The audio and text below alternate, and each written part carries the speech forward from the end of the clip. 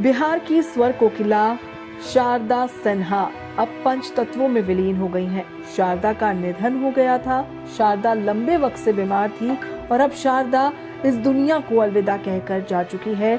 उनका अंतिम संस्कार पटना के गुलाबी घाट पर हुआ, जहां उनके पति का अंतिम संस्कार हुआ था। अब मैं आपको बताने वाली हूं कि पूरे राजकीय सम्मान के साथ शारदा सिन्हा का अंतिम संस्कार किया गया।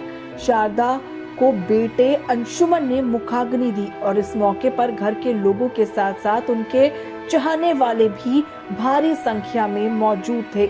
बता दें आपको कि जब बेटा अंशुमन मां को मुखाग्नि दे रहा था तो उसकी आंखें नम थी। वो पूरी तरीके से टूटा हुआ, बिखरा हुआ नजर आ रहा था और उस वक्त जो बेटे की हालत थी वो बहुत ही ज्यादा खराब थी, क्योंकि अब उसकी माँ भी इस दुनिया में नहीं रही है।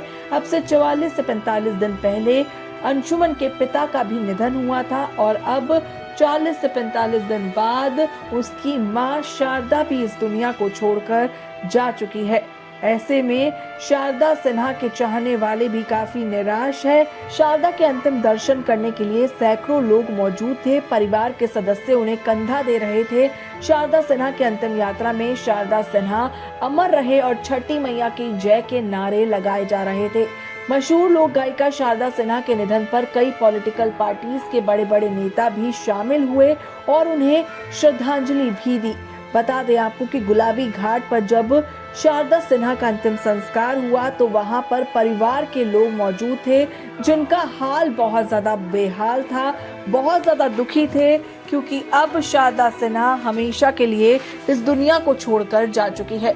बता दें कि शारदा सिन्हा के लिए इस मुकाम तक पहुंचना आसान नहीं था। उन्हें पद्म भूषण और पद्मश्री से भी नवाजा जा चुका है। यहाँ तक कि वो बॉलीवुड में भी अपनी आवाज का जादू बिखेर चुकी है। सलमान खान की फिल्म के लिए वो गाने गा चुकी हैं और सबकी पसंद भी बन चुकी थी। लेकिन शारदा में बहुत ही ज्यादा सिंप्लिसिटी थी, उनमें बिल्कुल गुरूर नहीं था। वो हमेशा जमीन से जुड़ी हुई रहती थी और वो लोगों की मदद भी किया करती थी। उन्हें संगीत के लिए काफी स्ट्रगल करना पड़ा। जहां उनको उनके पति और उनके ससुर पूरा सपोर्ट करते थे, तो वही उनकी सास उनके खिलाफ खड़ी रहती थी। लेकिन उन्होंने अपनी मेहनत और लगन से अपनी गायकी के नए मुकाम हासिल किए। बहरहाल अब वो हमारे बीच नहीं रही, लेकिन उनकी यादें हमेशा हमारे बीच उनके गानों के जरिए बनी रहेंगी।